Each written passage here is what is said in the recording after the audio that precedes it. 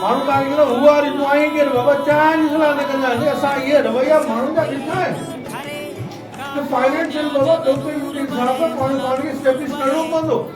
ऐं जेके तव्हां फाइनेंशियली स्टेब्लिश कयो न त माण्हू तव्हांखे चवंदा हू आर यू हाणे ॾोकड़ खीसे में आहे त पोइ तव्हांखे चवंदा हाउ आर यू हाणे असांखे नंढे नौजवाननि खे इहा जर्नी तय करणी आहे from who are you to how are you उन लाइ महिनत करणी पवंदी सभु करणा पवंदा वक़्तु हिन नौजवाननि जे लाइ आहे ऐं वक़्तु जो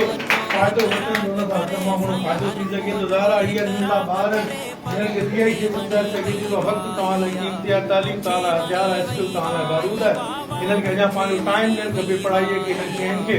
जीअं अॻिते वधी सघनि बाक़ी बाबा जेको बि कामयाबु माण्हू आहे हुनजा रस्ता बिल्कुलु क्लियर आहिनि ऐं उन्हनि जी कामयाबी थी सघे जीअं मां तव्हांजे नंढड़े ॻोठ जो हिकिड़ो माण्हू थी सघे वक़्ते पहुची सघां थो हाणे चिमनी साहब हालांकि हीअ जेको वॾो इंजीनियर डॉक्टर कोन्हे को पर हिन माण्हू में हिकिड़ो हुनुरु हुयो